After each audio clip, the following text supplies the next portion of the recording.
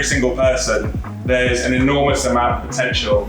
And if they are given the opportunity to stretch themselves and they're supported to do something which they feel is beyond what they actually think is possible in the first place, it can be transformational. Regardless of background, ethnicity, gender, ability, we want more and more people to experience that.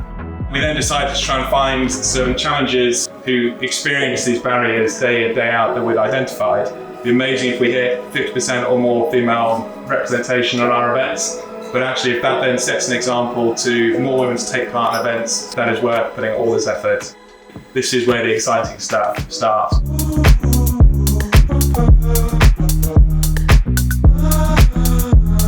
I've always wanted to do an ultra, and I thought, you know what, why not?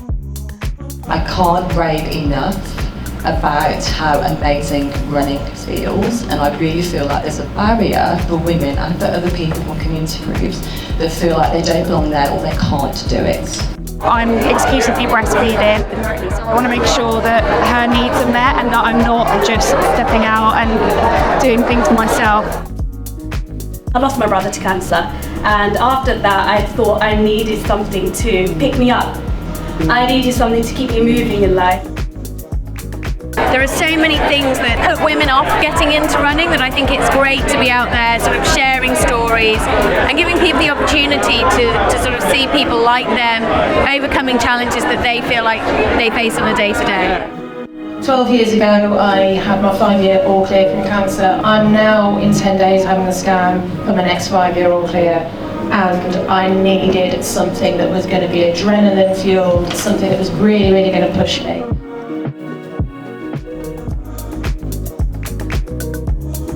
Only now we're discovering that there's a sport for them, there's a sport that actually takes all of our strengths and puts them out there, and we can do amazing things. You don't have to be the fastest over the mile at school or in the hockey team or any of that. You can achieve incredible things just by putting one foot in front of the other all the way to the finish line, and I think particularly women are absolutely brilliant at that.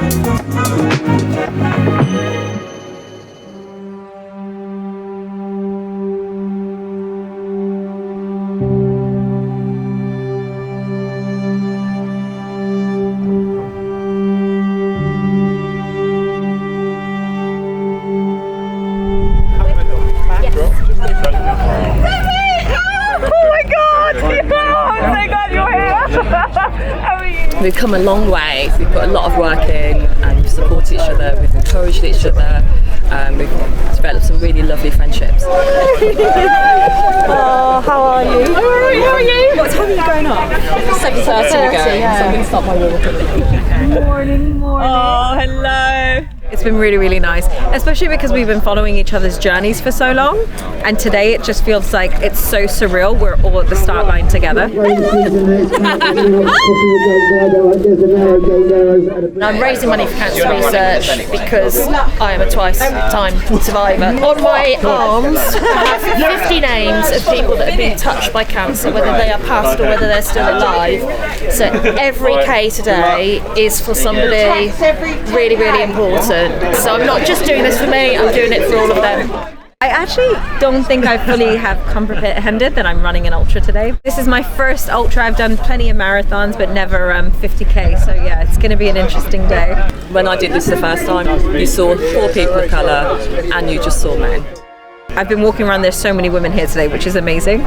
It's definitely the community atmosphere and everyone that is going to keep me going today.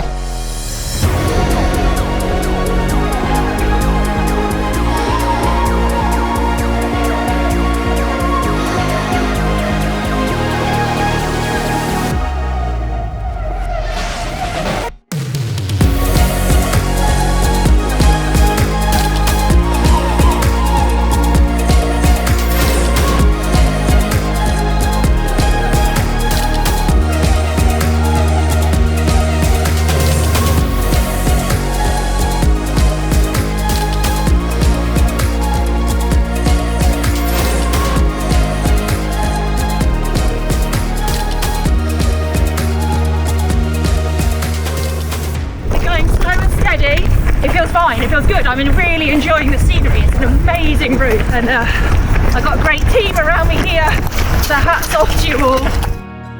There is a disparity between males and females signing up, and I completely understand why, particularly when you look at all of the challenges. The biggest challenge that I've faced is being told that I don't look like a runner. I'm not tall and skinny, I'm not particularly skinny at all, and people really judge you for that. That's really damaging to people's mental robustness, being told that you don't look like you should be able to do something. That was something that I've had to work quite hard to overcome. Actually, we don't just want to fit in, because fitting in means just squishing yourself in somebody else's box or somebody else's image. We want to truly belong and be respected and part of things for who we are. There's a real thing in confidence that comes from not seeing the most amazing athlete in the world win an Olympic medal, because most of us don't connect with that. But it's confidence of seeing somebody that's a bit like me from my background with my childcare responsibilities who's going out and doing things. For some people there's that massive barrier that's like, hang on, I haven't seen women in that space before, so I'm just going to keep it that way and I'm not sure that I'm going to be good at it even if I try to. You know, women like to know they can go and do something before they sort of give it a go, but the trouble with ultra running is unless you're going to find a day where you go out and run 100k, you're never going to know whether you can do it, and by the time you've run 100k you're an ultra runner, so you know, you may as well just go and give the event a go. If I see people that look like me, it's going to make me feel like it's a safe space where I can belong. I've always seen it as a very white and male-dominated sport, and I would love to see more Muslim women out there also taking part. We are very grateful to you, especially getting us out from our closet. Not only the I'm walking, grateful to you guys for turning up. I'm proud of you for coming out in the rain. It keeps your mind fresh. Yeah. One thing I just prefer to have that one, and the other one, social gathering. Yeah. That is the good one. I just never felt that it was a place where I belonged. I didn't see women, I didn't see people of colour, I didn't see anybody that looked like me. So it didn't feel like an inviting community to me. I remember I joined this running club. It was horrible, like nobody spoke to me. I didn't know what to do, and this lady just told me to run on the outskirts of the track. And all I would do is I'd run on the outside alone. And somebody said, who wants to run with Lisa? And nobody put their hand up. And then the person asked it again, and nobody put their hand up. And people just looked away. It was just awful, and I never forgot that. Even though it was a horrible experience and it made me cry when I got home and I felt terrible, I kept that with me. So in my running groups, I always try and make an effort to make sure that doesn't happen and people do feel included.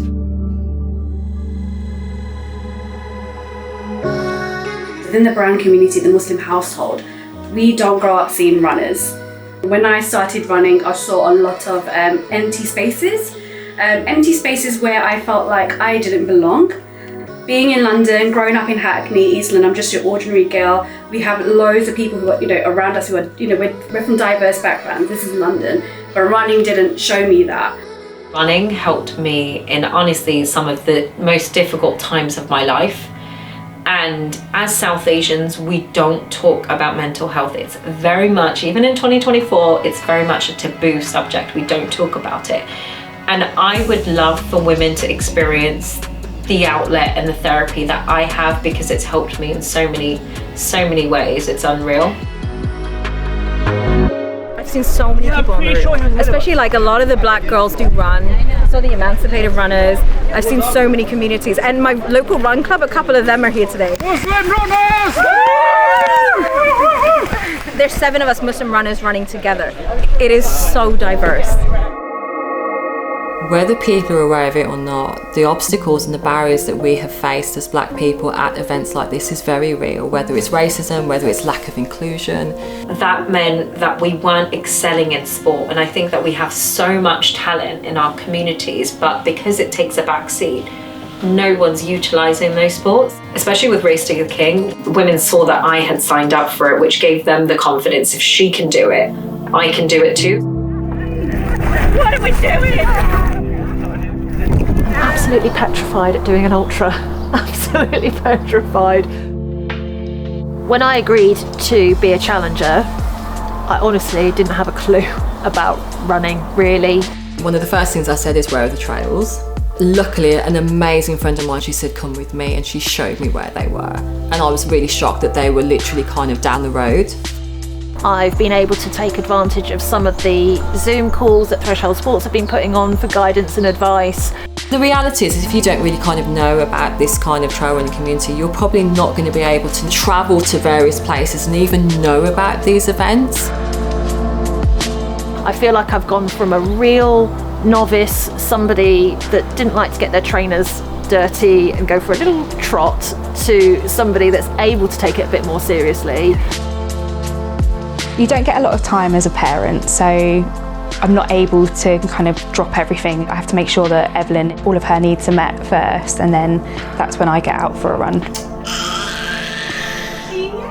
I've chosen to exclusively breastfeed. Whether they feed from you or you pump, women are going to need to navigate that during their runs. That's probably a big reason why women don't enter these events so soon postpartum, because it's so much to consider, so much to factor in. Knowing that they're going to be at the end and being my cheerleaders throughout just fills me with immense pride.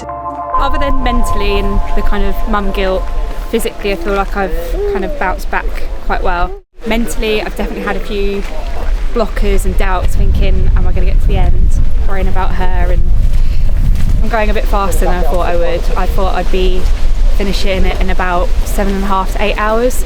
So unless something goes horribly wrong, I should get it in about, I think about 6.5. A normal day in my life is pretty full on.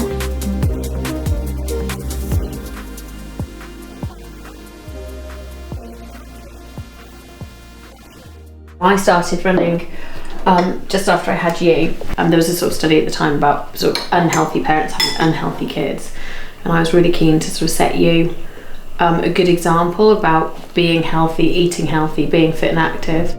I think I've always been a busy person. I think naturally I find it really hard to relax.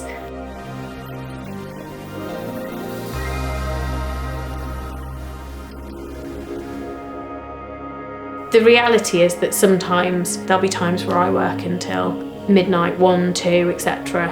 and then getting up the next morning at 5 to go out for a run. It's just not an option, and you just feel really, really tired. There are times when it feels pretty relentless, and there are times when you sort of ask yourself questions about sort of, why are you doing this?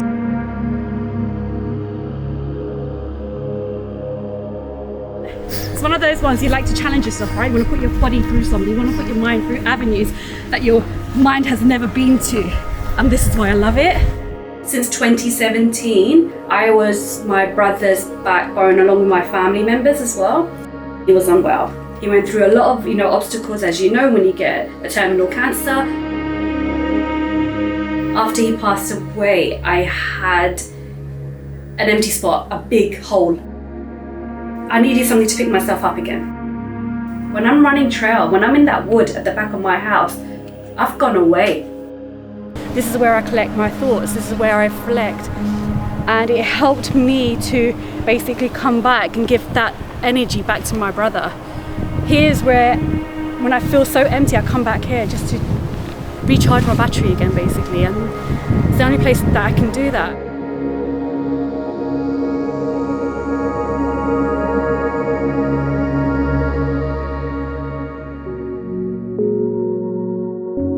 I'm learning to manage running with a stoma throughout the whole journey. This is the stoma bag. And there's a drain here, so I unravel it, drain it down the toilet, ravel it back up. I tend to empty my stoma bag on a typical day about 6 to 8 times. To add on to that I'm going to be drinking a lot more, eating a lot more, it's going to be quite a few more times than that. The tummy's just gone. Right. Literally, metaphorically. I just literally said I need the toilet already.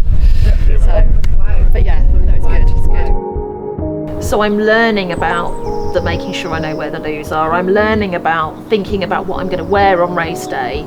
The more I'm going on this journey, the more I'm realising the body is capable of more than you think. I am no way, shape or form a pro athlete. So I'm trying to get my training in when I can. So that might be little runs during the week, it might be on the treadmill at work while I'm on my laptop.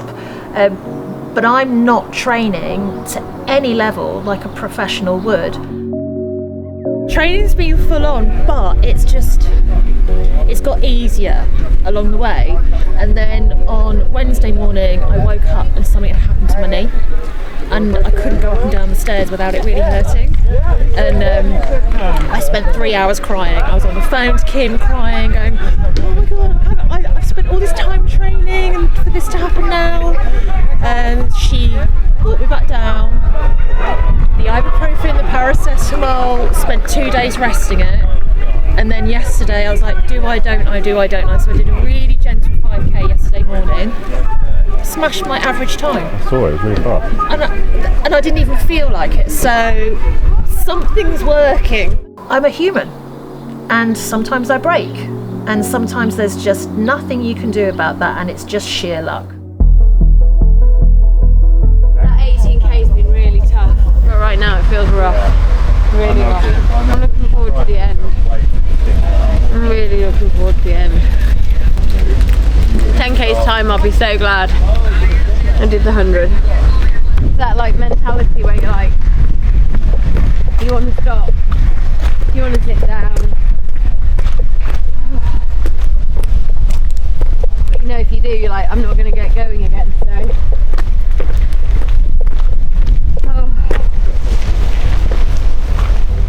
It can be quite emotional, so you can have the real sort of runner's highs where you feel great, but you also have the real lows where you just feel like you feel terrible, you feel quite empty, you feel sort of like you're not going to be able to make it to the end. Please tell me it really isn't that far to go. Oh my God, so rough. We're all like so dehydrated. I think literally, if it wasn't for the fact that we were really thirsty, we'd probably be walking by now. I was training in winter. It was quite dark, and actually something that had never crossed my mind before starting this training program was how would I feel about going out for a run at night on my own.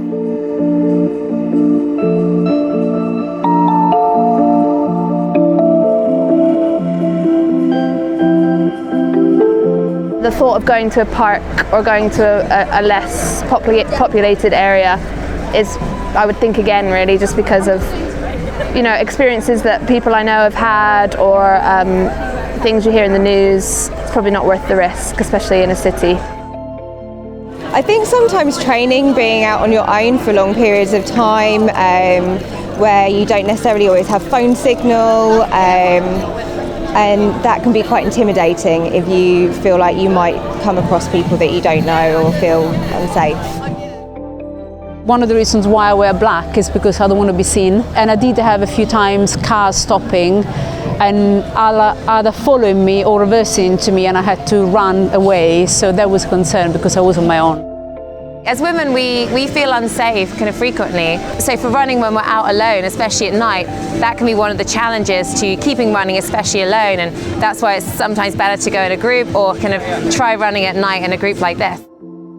I can completely understand the safety element because I tweak my routes when I'm going just round the block and this is like my neighbourhood. There are many times when I've gone out and I've actually turned back. I do share my location with my husband. I do carry a small rape alarm, and it's awful that I have to think about these things because I'm pretty sure a male runner doesn't think about these things.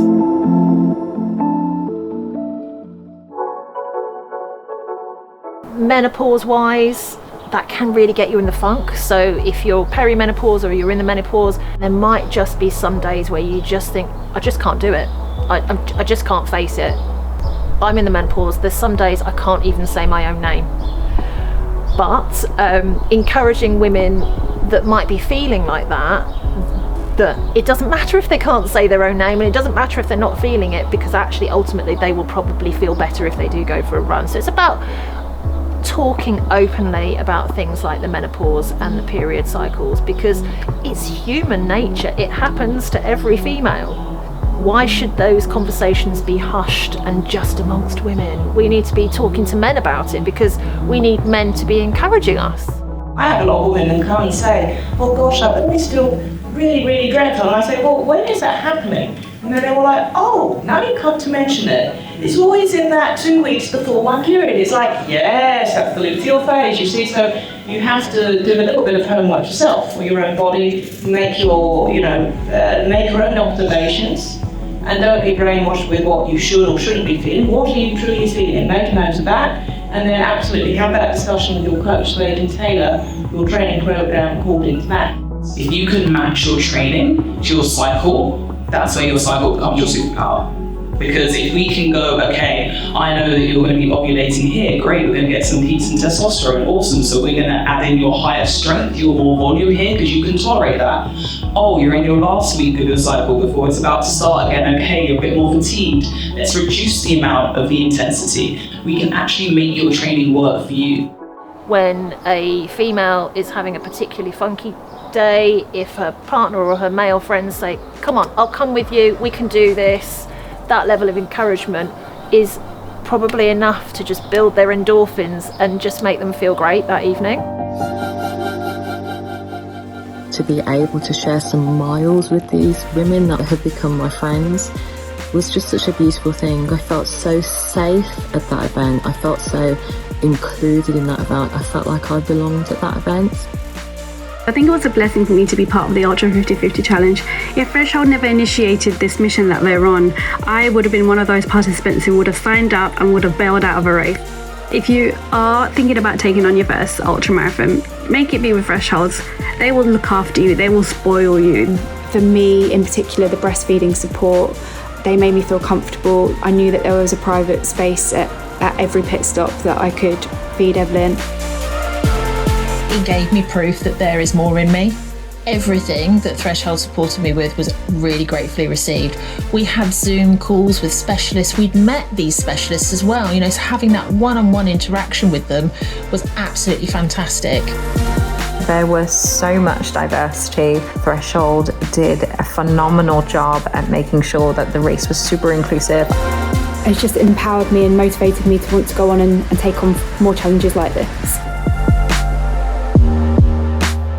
If I can complete an ultramarathon just on willpower, I can handle anything.